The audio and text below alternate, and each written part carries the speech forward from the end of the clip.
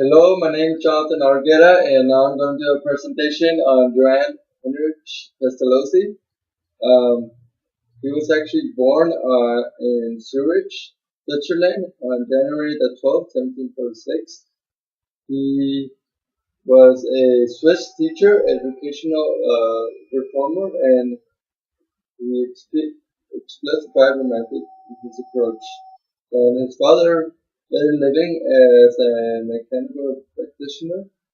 And when he was five, he actually passed away when Pestalozzi was five.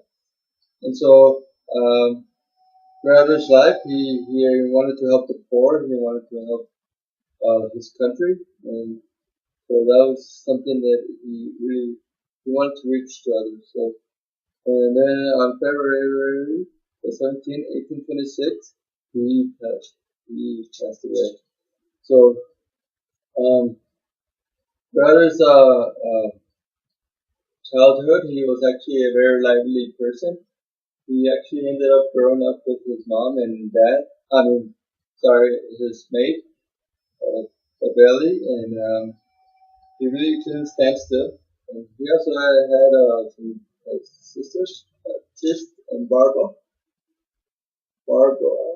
and so that so he grew up without a father, and so um, but then when he went to school, he was able to to play with his classmates, and he was still a lively person. He actually daydreamed a lot, and just reminded me of myself when I was little. So, through time, he he was able to see that the teachers really weren't teaching the way that he thought that they should teach him. They were just lecturing and setting off the books, and he was doing like that.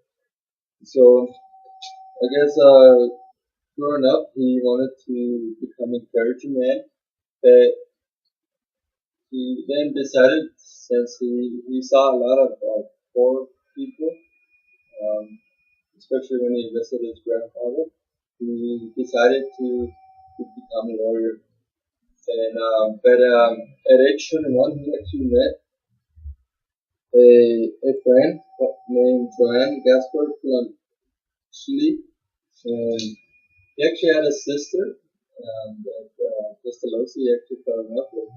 And since he fell in love with her, he started writing love letters to her. But the thing is his parents didn't really like that. He actually they wanted her to marry a wealthy person, but later on they decided to let him get married, and they got married on um, the 30th of September of 1769. So then Pestalozzi decided to build a farm, but he didn't have enough money, so he had to borrow money from a rich banker. So then he started building his farm, and then later on it became actually a school where the poor children can come in and they would learn from him reading. He taught them how to read and write, and he actually taught them how to work as well. So it was actually pretty cool having that um, opportunity for them to uh, yeah, to have a house for them, and also to be taught how to facilitate, which he actually was a very good teacher in my opinion. But later on, he couldn't keep the farm or part of the farm, so he had to sell most of it. But then then the children left because they didn't want to work for keep the farm going, and so he actually ended up. Um, he didn't really have too much support from anybody. There was a time where the family didn't even support him. But there was two people that supported him. Who one of the names were Elizabeth Nayet. She she wanted to help him with the house, cleaning around and stuff. And also, she wanted to help him with the garden. And she didn't charge him at all. So he saw that good of her, and so he was grateful for that. They also had another person that supported him. He was actually the council secretary of the city, and he told him to write a book, and because he had a good idea. So he wrote a book called Bernard Your Truth. It was actually a good book. It influenced a lot of people. I think it still influences a lot of people today. Um, so, um, but then the revolution came. The French Revolution came in 1789. So again, there was a lot of poor people, poor children, without any parents as well.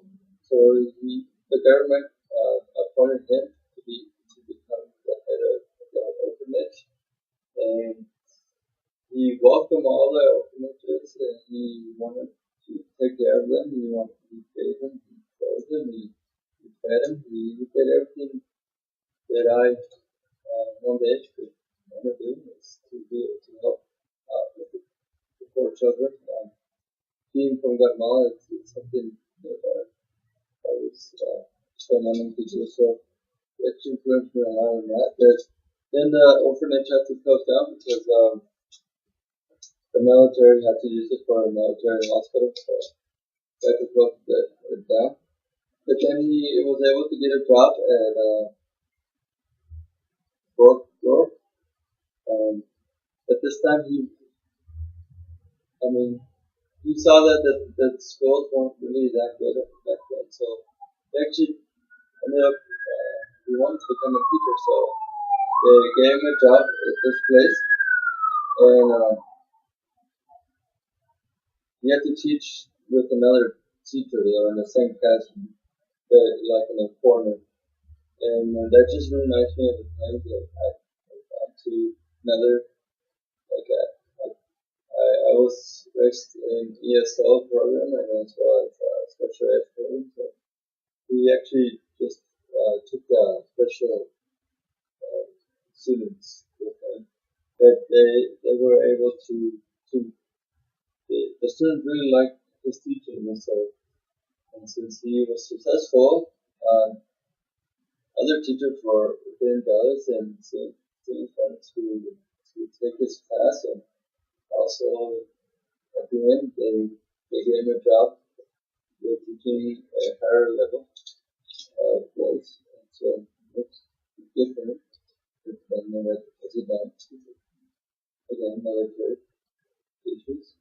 But then he ended up opening an institute in Dubai, where he gone.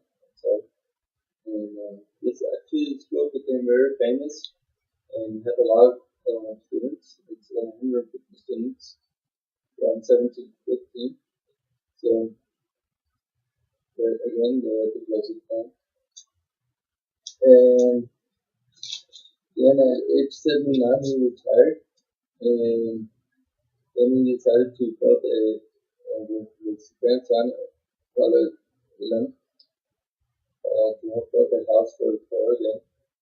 Really put his heart for the poor people. Really wanted to help him. But there was a guy named Edward Geiger who, like, in previous times, people didn't like him that much. And so he wrote a book called Pestalozzi, The Hypocrite and the Criminal, which I personally didn't agree with. He actually did it good and the left of others, and he wanted to be the message back to others. So, but he died on February the 17th, 1827, and we know that his legacy still goes on. And had a big impact as I studied his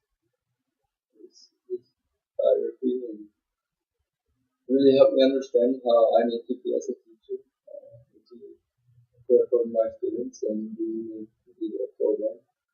And I really appreciate doing this presentation. And I hope you learned something from this presentation.